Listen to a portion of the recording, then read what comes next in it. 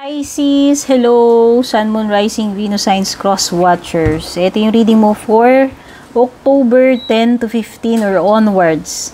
No? Kahit pagkatapos ng mga na-mention ko na dates na yan. Kasi timeless reading naman ito, hindi ito mag-expire. As long as nakarating sa iyo to, nahanap ka nito or nahanap mo to, baka meant to find you yung mga messages na nandito. Ayan. Maraming salamat, Pisces, kung matagal ka na or bago ka dito. Sobrang na-appreciate ko yung mga comments, likes, yung shares. Malaking bagay, malaking tulong po yan sa ating page channel. Syempre, special mention sa ating mga nag-avail ng subscriptions and membership. Thank you so much sa pagtangkilik. Yung mga names nyo na magaganda, naka-flex po yan at the end of this reading. At kung interesado po kayo sa personal readings ko, nandyan lahat ng detalye sa description sa taas, sa baba, or hanggang dulo, panoorin nyo na lang, nandyan yung mga info. Okay. Ayan. So, shoutout na rin dun sa mga kababayan natin sa abroad. Hindi lang yung mga nandito sa yung mga viewers natin dito sa Pinas, pati yung nasa ibang bansa. Ano mga bansa po kayo? Hindi ko na po kayo ma-enumerate. Pero, nagbabasa po ako ng mga comments and sobrang na-appreciate ko po yung mga yan. Pisces. Let's proceed, Pisces. Anong ganap? Ano yung dapat mo malaman, Pisces? Ano yung mga unexpected?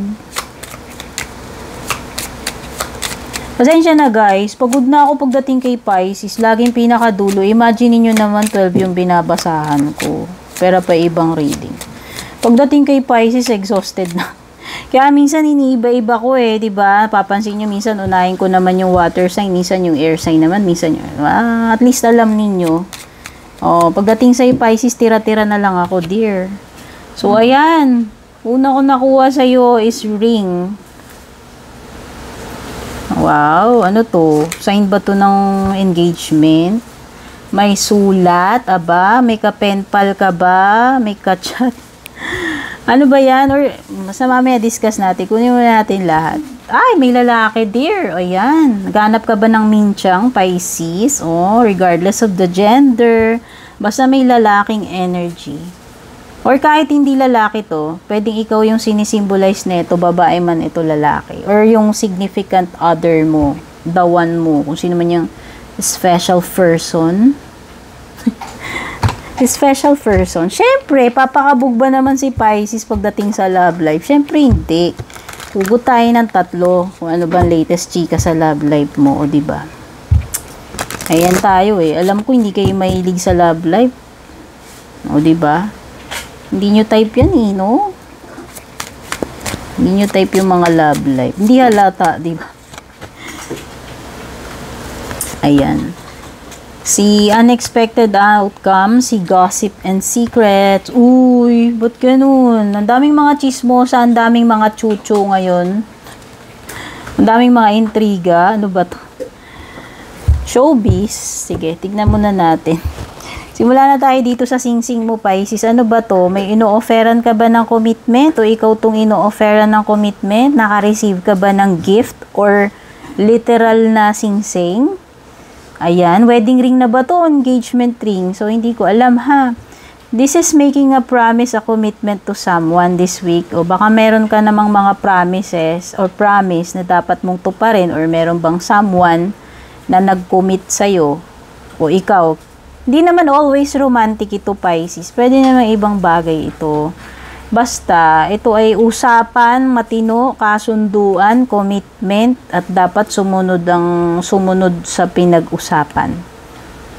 Okay? Pag hindi ka sumunod sa usapan, traidor ka. Diba? Nag-usap kayo may agreement kayo ayan, basta kung ano man ito, may tutupad sa promise or magbe-break ng promise, hindi ko masasabi.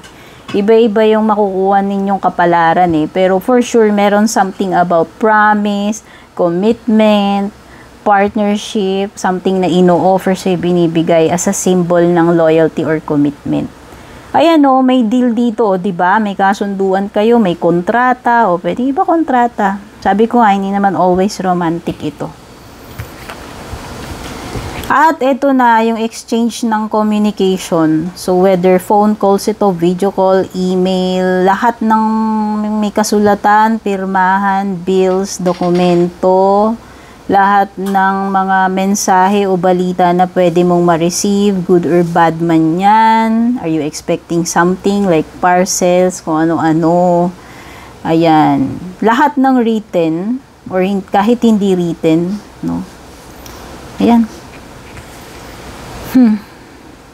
Palagi ka bang nag-aabang ng doon sa mailbox ninyo? O lagi ka bang nag-aabang ng email? Baka naman naghihintay ka ng reply sa in-applyan mo or naghihintay ka ng mensahe from someone, yung mga ganyan-ganyan. Something about mail. At ito na yung lalaki or babae. Okay? Asawa man ito, kakonek, jowa, kahit hindi romantic. Pero usually, significant other mo to or ikaw. Someone na na importante ngayon sa situation mo, kung sino man ito, istariray ito ngayong tao na to sa week na ito para sa'yo. At pagdating sa iyong love life, nako, may mga nakakaino dito. May mga chismis.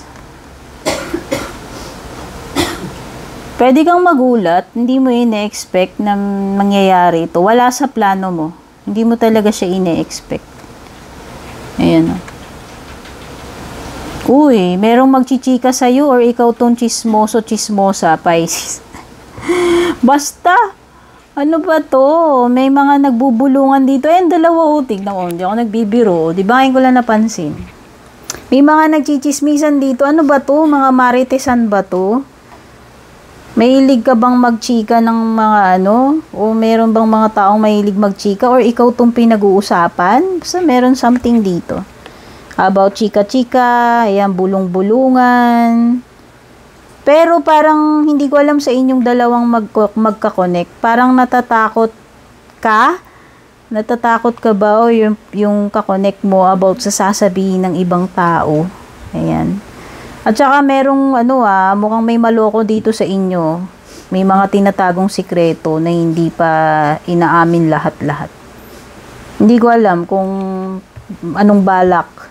Kung balak ba niyang sabihin, aminin, or bumibelo lang ba to, o wala talagang balak magsabi tungkol dito sa mga sinisikreto niya. So, ayan. Yan na yung makulay na love life mo, Pisces. At lumipat na tayo sa iba pang detalye. Diba? Ano ba yan? Wait lang. Medyo mahirap po. Napagod na kasi ako, Pisces. I'm so sorry. Wala na rin akong boses. My God, magkakaraoke pa ako. Diyos ko. Pahinga ko na lang. So, may Leo.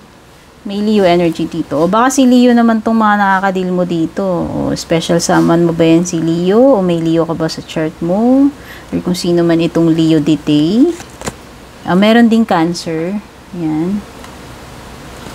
Ay, may tampuan sila. Well, LQ. Nag-LQ kayo ng jowa mo or kakonect mo. Basta meron ka nakatampuan dito. Whether si jowa mo yan, asawa mo, kakonect mo, or kaibigan mo, kamag-anak. Basta meron something na, biglang parang nagkatampuan, nagkasamaan ng loob, and then parang nanahimik, hindi nag-uusap. Ayan. Pwedeng walang communication this week with this person dito, romantic man ito or hindi. Parang may conflict or problem, disharmony, hindi pagkakaunawaan. Okay. Okay. Uy, mukhang may pag-give up na dito. Sino ba to pag-give up? Si Leo o ikaw? Ayan, nahihirapan ka na ba? Ganon ka ba kadaling sumuko, Pisces, kung ikaw to? Kasi parang maraming dito maraming sagabal or kontra or maraming challenges bago mo ma-achieve tong goal na to. Pero Diyos ko naman, Pisces.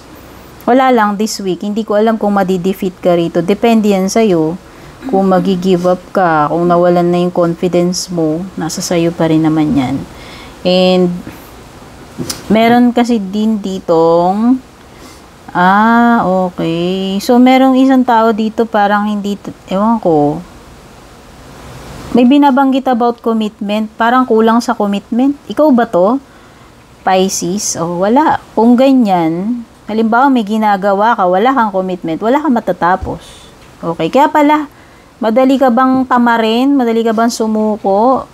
Or kung sino man tong person na nakakadeal mo, parang kawalan ng commitment sa trabaho, sa ginagawa niya eh. Ay, may katamaran actually. May katamaran tong person na to, mahilig siya magpa-delay, procrastination, yan. Diyan siya magaling, kung sino man to. So, pagka ganyan yung tao, wala, mahirap maka-achieve kasi procrastinate eh. Tsaka parang madaling sumuko, di ba? So, kung sino man yan. And, para sa mga hindi mo inaasahan pero pwedeng mangyari sa'yo this week, Pisces. First, meron ka ditong peacock. Ayan. Mataas ang pride. Taas ba pride mo? Ayan. Sabi dito, beware of great pride. Kasi yung pride mo, yan din yung susugat sa'yo kung ikaw to. Oo, pag masyado ka ma-pride, mataas yung pride mo, yun din yung taas ng bagsak mo eh. O, diba? Saka yun din yung basta. Beware, maging beware ka sa pride. At saka, ayan meron old man dito. Tatay mo ba to? Lolo? An elderly? Sabi kasi dito, may nakakadeal ka na old man. Dealings or relationship with an older man. Older, mas matanda sa'yo. Or pwedeng talagang senior. Kadugo mo man ito o hindi. Romantic man or hindi. Ano man yung ugnayang ninyo yan. This week. And, may matigas ulo.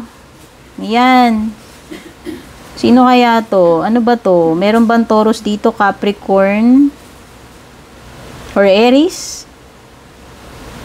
Or kung wala man dun sa mga signs na yun, pwedeng meron lang talagang person dito sobrang tigas ulo niya. Ikaw ba yan? Or yung person na nakakadeal mo? Hindi ko alam. You need to defend yourself, Pisces. Ewan ko, ano ba tong situation this week na kailangan mo namang depensahan yung sarili mo? Protektahan, pagtanggol mo yung sarili mo. Ayan. May matutupad, Pisces. So, ito yung magandang mangyayari sa hindi mo ina-expect this week. Ayan. Kung ano man tong bagay na to na gustong-gusto mong mangyari or isa sa mga wishlist mo, baka matupad yan this week. Ano pa? Wow, opportunity to. So, pwedeng may good news sa'yo. Pwedeng may magandang balita or opportunity na darating sa'yo this week. Okay. Pisces, I hope makatulong sa'yo itong reading na to. Take care. Bye-bye.